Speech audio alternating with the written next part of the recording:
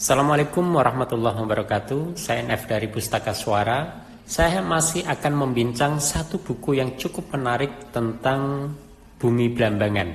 Buku itu berjudul Kisah Perjuangan Menegakkan Kerajaan Blambangan yang ditulis oleh Sri Adi Utomo dan diterbitkan oleh Sinar Wijaya tahun 1987. Buku ini cukup menarik dan dipengantari oleh Kepala Kantor Departemen Pendidikan dan Kebudayaan Banyuwangi, yakni Bapak Sukmono. Jika Anda mempunyai literatur lain, bolehlah di-share dan nanti akan kita bincang bareng-bareng.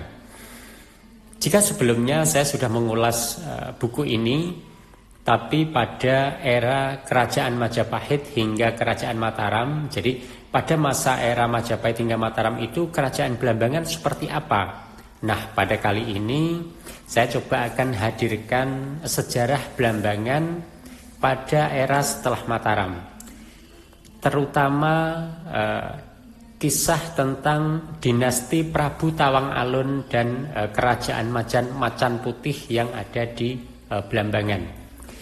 Saya mulai saja. Pada tahun 1678 hingga 1685 Blambangan diperintah oleh Mas Kembar dengan gelar Prabu Mas Tanpauno. Jadi Mas Kembar ini juga dikenal dengan gelar Pangeran Kedawung. Kenapa? Karena raja ini memindahkan pusat pemerintahannya ke Kedawung.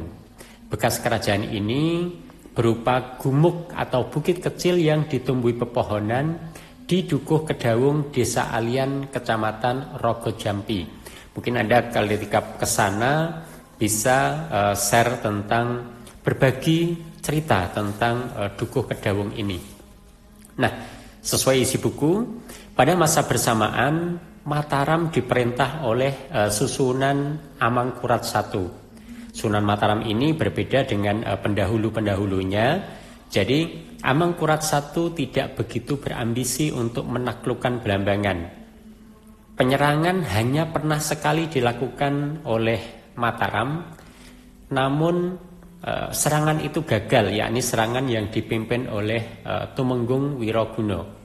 Di sisi lain, Blambangan terus menjadi kerajaan besar, kerajaan makin maju, rakyat makin sejahtera, dan Pangeran Kedawung memiliki 5 putra, yakni Pangeran Tawang Alun yang menjadi putra mahkota, Mas Wila, Mas Ayu Tunjung Sekar, Mas Ayu Meloka, Mas Ayu Gringsing Retno.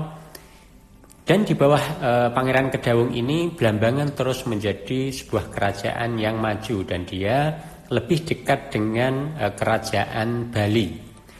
Pada tahun 1685 Pangeran Kedawung ini meninggal dunia. Penggantinya adalah Pangeran Tawang Alun. Sedang adiknya Mas Wila menjadi patih di Kedawung. Pergantian pimpinan ini kemudian mulai memunculkan benih-benih perseteruan, yakni antara raja dan patih, antara Tawang Alun dan Mas Wila. Sedang di sisi lain, company berusaha untuk masuk dan mengadu domba. Tujuannya tentu adalah mengecilkan kerajaan Blambangan. Perselisihan itu pun dimanfaatkan oleh sebaik-baiknya oleh company Belanda. Namun Pangeran Tawang Alun yang memang sejak kecil itu dikenal sebagai sosok yang bijaksana, mencoba sekuat tenaga untuk menghindari adanya perang saudara. Ia pun disebutkan rela menyerahkan kekuasaannya kepada Mas Wila, sehingga tercatat Tawang Alun itu memimpin kerajaannya mulai 1685 hingga 1686, hanya setahun saja. Akan tetapi ketika menyerahkan kerajaan itu, Tawang Alun mengajukan sebuah syarat, yakni memberikan kepada dia 40 orang pengikut untuk menuju ke Wonobayu, yaitu di sebuah hutan yang pada akhirnya dia membuka hutan itu dan membangun sebuah pedesaan. Mas Wila sendiri kemudian bergelar Pangeran Prabu Mas Wilabhrata dan memimpin tahun 1686 hingga 1687. Sang Prabu ini memiliki kebijakan yang berbeda, yaitu tak segan menyingkirkan orang-orang yang tidak disukainya atau yang dianggap pendukung dari Tawang Alun. Di pihak lain, Tawang Alun ini berusaha untuk membangun desanya. Dan tak butuh lama, desa yang dibangun oleh Tawang Alun di Wonobayu ini menjadi cukup ramai. Penduduknya semakin banyak dan bangunan didirikan, jembatan dibangun, pertanian digarap, dan rakyat pun tetap menganggap Tawang Alun sebagai seorang raja. Sedang di sisi lain, Kedawung yang dipimpin oleh Mas Wila, kerajaannya terus merosot, warganya banyak pindah ke Bayu. Melihat perkembangan itu, Prabu Wilabhrata menjadi marah dan kemudian menyerang Wonobayu, sehingga perang saudara pun tak bisa terelakkan antara Tawang Alun dan Mas Wila. Perang berlangsung sangat sengit dan bahkan Prabu Wilabhrata atau Wilabhrata pun meninggal dunia dalam peperangan. Dan setelah perang usai, Tawang Alun sangat menyesal. Perang itu telah mengorbankan dua adiknya, yaitu Mas Wila dan Mas Ayu Tunjung Sekar. Dan satu lagi keponakannya pun ikut meninggal, yaitu Mas Wila Teruna, yaitu anak dari Mas Wila. Kedawung kemudian diserahkan kepada adiknya Mas Ayu Meloka, dan Mas Ayu Gringsing Retno menjadi seorang patih. Lalu gimana dengan Tawang Alun? Tawang Alun sendiri memilih tetap tinggal di Bayu, dan rakyat Bayu menginginkan Tawang Alun menjadi raja. Dan untuk memenuhi keinginan rakyat Bayu itu, Tawang Alun memilih untuk menyepi, bersemedi di hutan Kabekten di lereng Gunung Raung. Pada suatu malam, ketika Tawang Alun itu bersemedi, ia mendapat wangsit atau suara gaib bahwa dirinya akan menjadi seorang raja besar. Dan untuk mendirikan kerajaan baru itu, ia harus berjalan ke arah tenggara.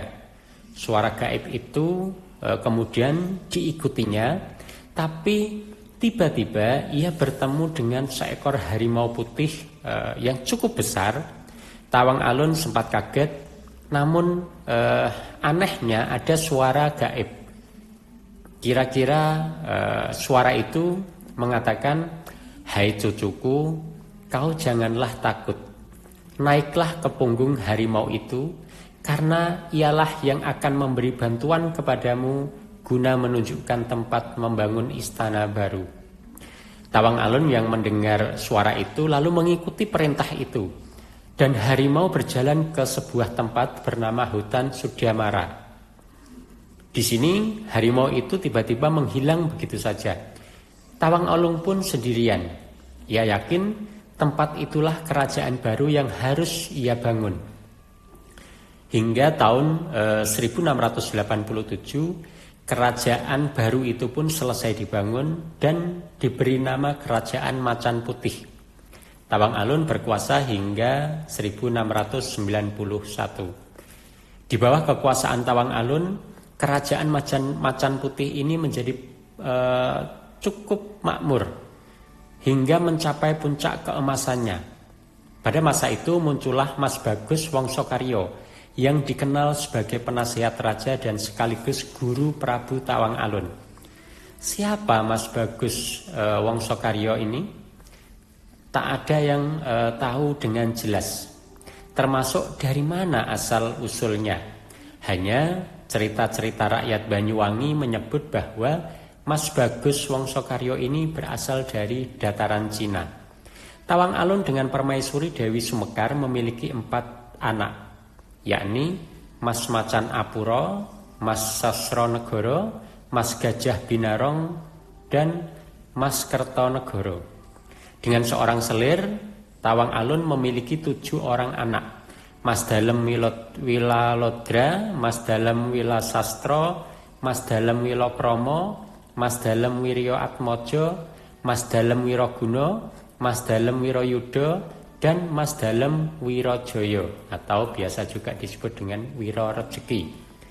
Nah, pada suatu masa Prabu Tawang Alun dan beberapa putra serta pengiringnya melawat ke Mataram.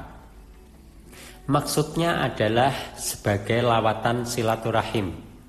Tapi entah kenapa ada perselisihan antara pengawal Mataram dengan pengawal Macan Putih. Pangeran Kadilangu dengan kekuatan gaib dibunuh oleh Mas Bagus Wangsakarya. Untuk menghindari perang besar, Tawang Alun memilih kembali ke Macan Putih. Dan sejak saat itulah diputuskan untuk tidak berhubungan lagi dengan Kerajaan Mataram di Jawa Tengah. Pada tahun 1691, Prabu Tawang Alun meninggal. Konon jenazahnya dimakamkan di Pelecutan. Sepeninggal sang Prabu terjadi pertentangan di keluarga istana. Semua saling mencurigai dan lagi-lagi kompeni pun masuk untuk mengadu domba. Apalagi setelah Patih Sosronegoro mengangkat dirinya sendiri menjadi seorang raja. Kakaknya, Mas Macan Apura, sangat menentangnya. Prabu Sosronegoro ini berkuasa tahun 1691 hingga 1698 dengan permaisuri bernama Mas Ayu Gading dari Pasuruan. Prabu Sosronegoro ini menurunkan putra Mas Ayu Surabaya dan Mas Purba. Sementara Mas Macan Apura terus merongrong kekuasaan Prabu Sosronegoro yang dinilai dalam tanda kutip ilegal. Bahkan akibatnya sang raja sangat sedih hingga terguncang kejiwaannya. Prabu Sosronegoro ini dikenal sebagai raja yang sangat sakti. Dengan kesedihannya yang berlarut-larut dan kejiwaannya yang terguncang, ia konon disebut menderita penyakit saraf dan hilang ingatan. Meski demikian, ia tetap seorang raja yang sangat sakti. Kemudian yang terjadi adalah perang saudara. Pasukan Mas Macan Apura dengan pasukan Prabu Sosronegoro pun bertempur. Sang raja kemudian mengamuk dan terus mengamuk. Darah membanjiri Macan Putih. Sang raja tetap tak bisa mati meski sudah terkepung dan banyak luka di tubuhnya. Panembahan Wangsakarya atau Mas Bagus Wangsakarya pun kemudian tampil dan memberi nasihat bahwa yang bisa mengakhiri hidup Prabu Sosronegoro itu adalah sebuah tombak pusaka Kiai Baru Klitik. Karena dengan pusaka itulah maka Prabu akan bisa mati. Setelah itu Prabu pun Sosronegoro pun akhirnya mati ditusuk oleh dengan pusaka Kiai Baru Klitik sebagaimana yang dinasihatkan oleh Panembahan Wangsakarya tersebut. Setelah itu kakaknya yakni Mas Macan Apura pun naik tahta dan bergelar Prabu Adipati Mas Macan Apura dan berkuasa tahun 1698 hingga 1701. Untuk menghindari perang saudara berlarut-larut, putri Prabu Sosronegoro yaitu Mas Ayu Surabaya dijadikan permaisuri raja. Pada tahun 1701 Mas Purba menggantikan Prabu Mas Macan Apura. Pada saat itu Mas Purba yang bergelar Prabu Danurejo baru berusia 8 tahun. Sehingga musyawarah menetapkan Mas Ngabehi Sutonogo menjadi patih sekaligus penasehat raja. Lalu pusat kerajaan dipindahkan ke Wijenan. Konon Wijenan ini terletak di Kecamatan Singajuruh, Kabupaten Banyuwangi. Panembahan Wangsakarya lantaran sudah lanjut usia memohon untuk mengundurkan diri dan bersemedi. Konon tempat peristirahatan Panembahan Wangsakarya atau Mas Bagus Wangsakarya ini berada di desa Cungking di bawah pepohonan rindang. Cungking ini berada di Kelurahan Mojopanggung, Kecamatan Giri. Pangeran Danurejo sendiri berada di Wijenan pada tahun 1701 hingga 1708. Sang Prabu memiliki putra 5 orang, yakni Mas Ayu Gano, Mas Nuweng, Mas Ayu Pendowo Joyo, Mas Ayu Topati, dan Mas Sirna Daria. Prabu Danurejo berhasil menyatukan wilayah kekuasaan Blambangan lebih kurang berkuasa 36 tahun, yakni hingga 1736. Kekuasaannya kemudian beralih kepada Mas Nuweng dan bergelar Prabu Danuningrat. Oh iya, sejak Prabu Danurejo, Macan Putih ini sangat dekat dengan Bali. Bahkan pengangkatan Prabu Danuningrat ini harus mendapat persetujuan dari Kerajaan Bali. Dan diputuskan adiknya menjadi patih dengan gelar Pangeran Wong Agung Wilis. Sejarah seperti berulang, raja dan patih tidak sejalan. Sang patih pun terusir dari kerajaan. Ia menyingkir dan diikuti oleh adiknya yang lain yaitu Mas Sirna. Tujuannya untuk menghindari perang saudara. Hingga pada suatu hari 800 orang prajurit Bugis ini datang ke Blambangan. Prabu Danuningrat pun khawatir dan akan keamanan wilayahnya. Ia kemudian memerintahkan pengikutnya untuk mencari Wong Agung Wilis. Tujuannya adalah untuk bersama-sama melawan pasukan Bugis itu. Tapi sayang, jawabannya adalah Wong Agung Wilis menolak. Akan tetapi meskipun menolak, ternyata Wong Agung Wilis ini mencari siasat. Ia bergerak sendiri dan menyerang pasukan Bugis. Singkat kisah, pasukan Bugis ini berhasil diusir oleh Wong Agung Wilis. Tapi Wong Agung Wilis ini sengaja tidak melapor ke Prabu Danuningrat. Wong Agung Wilis sendiri sangat dekat dengan Bali. Dan hal itulah yang sejak awal memicu pertikaian kakak beradik ini. Karena Prabu Danuningrat ini tidak menyukai Macan Putih bergabung atau berada di bawah kerajaan Bali. Sejarah selanjutnya mencatat bahwa Raja Bali Gusti Dewa Agung sangat murka kepada Prabu Danuningrat. Apalagi Prabu Danuningrat ini 2 kali dipanggil ke Bali tapi tidak pernah menghadap. Perselisihan itu kemudian semakin memuncak. Dan Prabu Danuningrat bersama patihnya itu menyingkir dari kerajaan. Lalu kerajaan kemudian diserahkan kepada Pangeran Banyu Alit sebagai adipati Blambangan. Pangeran ini hanya sebentar memerintah lantaran dinilai tidak mampu. Lalu digantikan oleh Ketut Ngurah Dewa dan dengan patih Ketut Guta Bedah. Keduanya dari Mengui, Bali.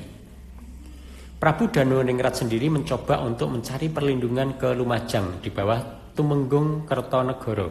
Tapi sayang, sang Tumenggung ini telah mendapatkan kabar bahwa Prabu Danuningrat ini adalah seorang pelarian raja.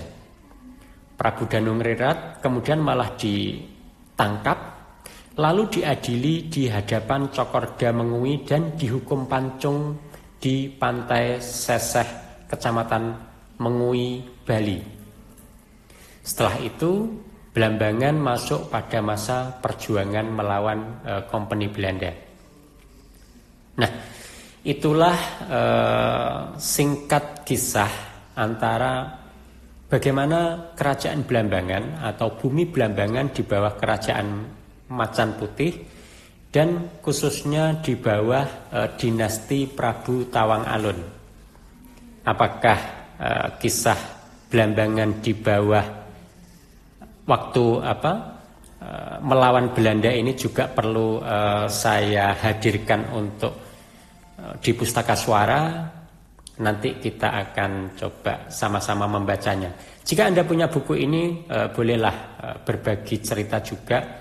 Saya ulangi, adalah buku berjudul Kisah Perjuangan Menegakkan Kerajaan Blambangan yang ditulis oleh Sri Adi Utomo dan diterbitkan oleh Sinar Wijaya tahun 1987. Buku ini cukup lengkap, ada banyak data di sini dan mulai kerajaan pertama sampai Arya Wiraraja hingga masa kemerdekaan. Terima kasih. Semoga ada manfaatnya. Assalamualaikum warahmatullahi wabarakatuh.